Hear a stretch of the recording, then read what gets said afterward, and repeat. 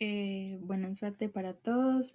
Espero se encuentren muy bien. El tema que vamos a explicar hoy es la política monetaria y la estabilidad financiera en Colombia, ¿cierto? Entonces, el objetivo de esa exposición es analizar la compleja intersección que hay entre esta política monetaria y la estabilidad financiera que tenemos en Colombia. Todo esto basándonos en una serie de investigaciones académicas que desglosan una economía pequeña y abierta, que corresponde a choques internos y externos. Entonces, para comenzar, debemos entender que Colombia opera bajo un esquema de inflación objetivo, pero la labor del Banco de la República va mucho más que controlar solamente los precios.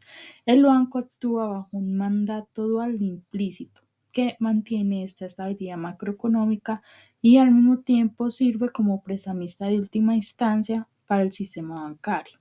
Entonces, esa función nos provee liquidez de emergencia, que es muy vital, especialmente cuando se están haciendo desarrollos financieros que son adversos y amenazan la estabilidad. Entonces, un punto central que abordaremos en esta exposición es cómo esa transparencia o la opacidad de todas estas políticas que maneja el Banco Central afecta a varias variables reales como los salarios.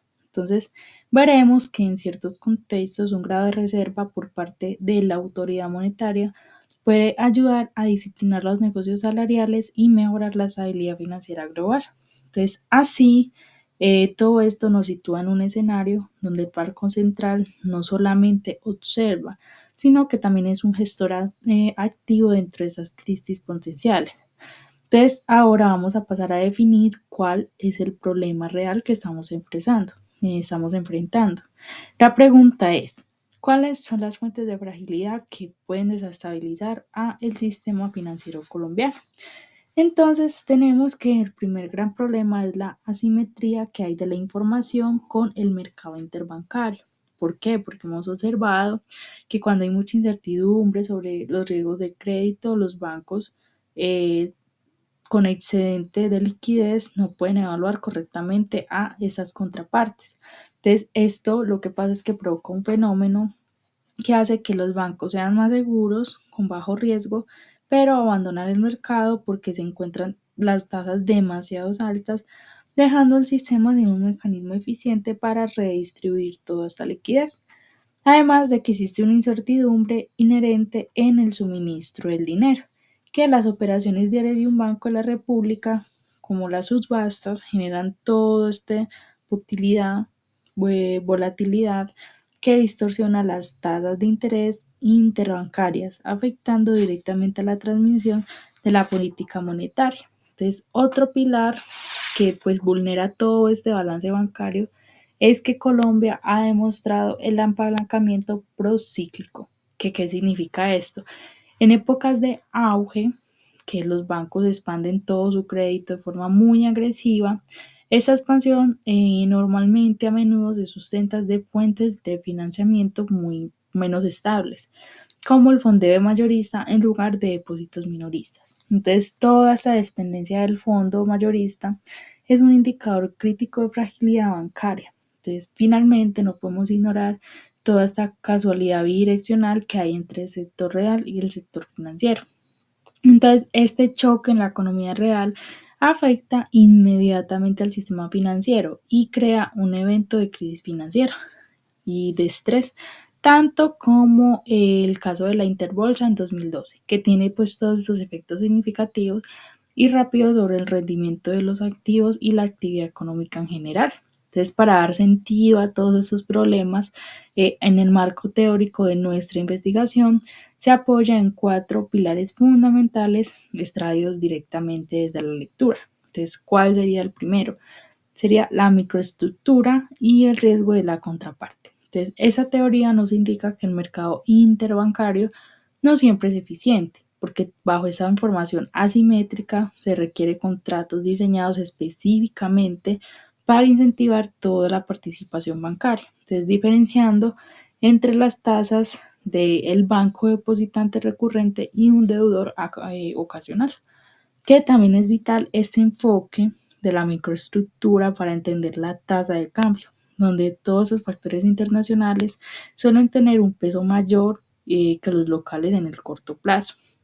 Hablando del segundo punto, tenemos estos ciclos del crédito y el riesgo de mora. ¿Por qué? Desde esa perspectiva teórica, los auges crediticios contienen semillas de su propia destrucción, que toda esta evidencia para Colombia muestra que los créditos otorgados durante periodos de rápido crecimiento tienen una probabilidad de default.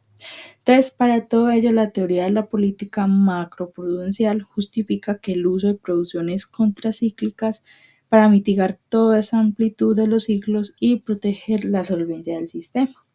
El tercer punto nos habla de la transmisión internacional y los efectos de agencia. Entonces, Colombia, al estar integrada globalmente, sufre el impacto de los flujos de la deuda externa, bajo un enfoque principal de agente principal. Entendemos que todo eso es externo y no solo se reduce al crédito total, sino que excluye a estas empresas más pequeñas y no tienen acceso al fondo. Entonces, obligando a esto a la sustitución de las fuentes locales, que pueden ser a largo plazo. Además, existe una conexión aprobada entre esos rendimientos de los bonos de Estados Unidos y los bonos soberanos colombianos, la cual varía dependiendo pues cómo esté la volatilidad del mercado.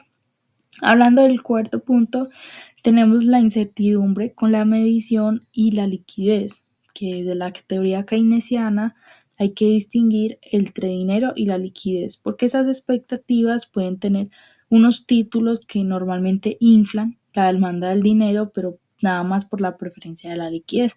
A esto, que además le sumamos el dilema de la política ante errores de mediciones del PIB, y pues la teoría nos sugiere que todo este banqueo central debe reaccionar de forma más agresiva ante señales de choque porque tenemos que tener la medición y más si es alta, a diferencia de si tenemos un enfoque estándar que simplemente mitiga la respuesta. Entonces, para concluir todo este tema, la evidencia analizada nos permite extraer tres conclusiones. Entonces, la primera, la estabilidad financiera en Colombia requiere un monitoreo constante del apalancamiento y las fuentes de fondeo. No basta solamente con ver los agregados, la heterogeneidad de los bancos y todo este sistema que es aparentemente sólido, pero puede tener focos de fragilidad individual. De segundo, que existe una sincronización clara entre el ciclo financiero y el ciclo de negocio. Entonces, ¿eso qué implica? Que la política monetaria y la macroprudencial deben trabajar muy de la mano para que no sean compartimientos estancos.